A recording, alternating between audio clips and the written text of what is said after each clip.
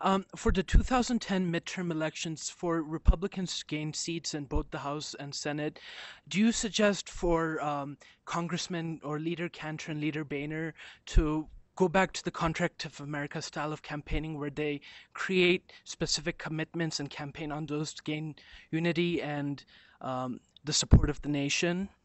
You know, I've been talking with Republican National Committee Chairman Michael Steele. This is a great question you raised, and one that Michael and I have been talking about. And he's developing a first principles model that I think is a very exciting, positive step in the right direction. I think by September, it might be very, very good for the Republicans in the House and Senate to have a common ground on which to campaign, whether they call it the contract with America or whether they have some other device. But I think having a positive set of things that say, if you elect us, these are the positive steps we will take.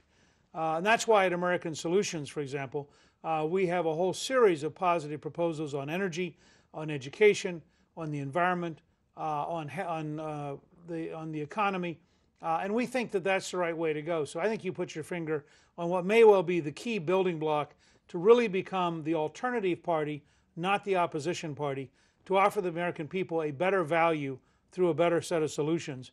And I think if they do that, and if the Democrats stay stuck over on a very left-wing program, and if they continue to have a job-killing record in Congress, I think by September and October you could suddenly have a very, very exciting off-year election.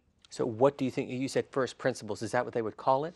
Well, Chairman Steele is thinking about that as a first step because we didn't do the contract until very late in the campaign.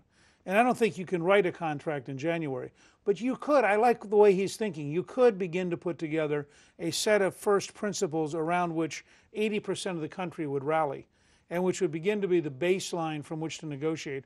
And then come Labor Day, you could begin to look at what are the 5 or 10 biggest things that Republicans ought to offer as their contract for November. I think that could be a very exciting and a very logical way to progress this coming year. And what do you think they should be?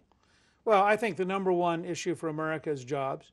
I think you've got to have a program that will dramatically increase jobs. I think the number 2 issue for America is energy, because you can't solve your national security problems by bowing to a Saudi king and by buying oil from a Venezuelan dictator. And you need the money here at home for energy here at home to create jobs here at home. I think the number 3 challenge is a common sense health reform to replace the big government monstrosity that they passed on Saturday. I think the number 4 challenge is education, where we need a place where I am working with the President and with Secretary Arne Duncan and with Reverend Al Sharpton.